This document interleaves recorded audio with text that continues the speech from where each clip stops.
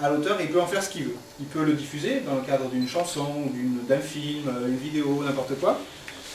Il peut la modifier, la remixer, couper les bouts, les arranger, ou bien en faire ce qu'il veut, quoi. Il peut la modifier, c'est-à-dire qu'il dessine quelque chose, puis d'un seul coup il met de la couleur. Ou bien il fait un truc sous Photoshop, il passe un fil sous Photoshop, il a le droit de le faire ça. Il a le droit de le diffuser aussi. La diffusion au plus grand nombre sur Internet. Il a le droit de publier ça sur un blog, sur Flickr si c'est une photo, sur YouTube si c'est une vidéo, etc. Il fait ce qu'il veut, il a tous les droits. Il a même le droit de le détruire. La petite poubelle, là, c'est pour dire que j'ai le droit de supprimer l'œuvre.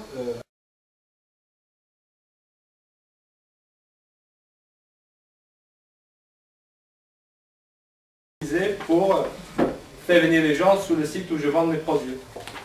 Ou que n'importe, ça peut être un site web de communauté de communes qui veut faire venir les gens sur le site aussi. Mais avec ce qu'on avait dit par rapport aux réseaux sociaux, par rapport à le web de demain, Internet de demain, c'est pas de tout ça en fait. L'e-marketing, c'est où est-ce que je dois y aller sur tout ce qui est électronique pour faire le marketing, pour promouvoir mes produits. J'ai mon propre site web, c'est qu'une stratégie, un endroit dans lequel je dois en fait parler de mon produit. On peut prendre par exemple des choses comme Facebook. C'est pas mon site web, mais c'est un endroit où je peux créer des choses et je peux faire du marketing.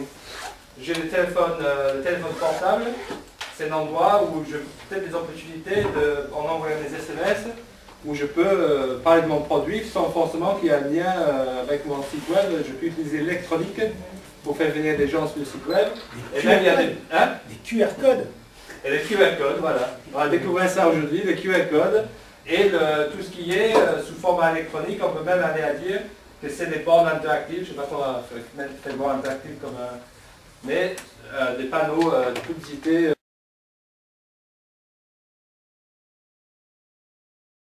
30 secondes, il a fait le tour de la planète en moins d'une journée.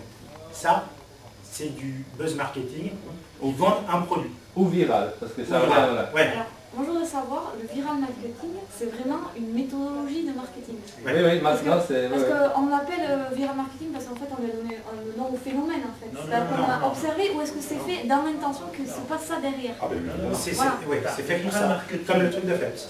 Le viral marketing par rapport au marketing classique, c'est la mot du fer. C'est le principe du judo. Tu te sers de la force du gros pour le renverser.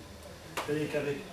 Non, mais je parle de cette façon-là. C'est utilisé par des techniques qui sont peu coûteuses, faciles à mettre en œuvre, et dériver de la lourdeur du système de la personne installée pour créer des retours d'informations qui vont amener les gens à opter pour ton produit, c'est ça.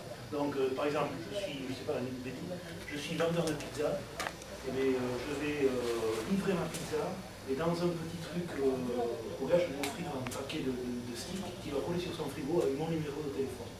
Et là, sur le frigo, il va marquer, par exemple, la liste des courses. Mais chaque fois, tous les jours, il verra mon numéro de téléphone. Mais c'est pas viral, ça. Oui, c'est du viral. Ça, c'est du viral.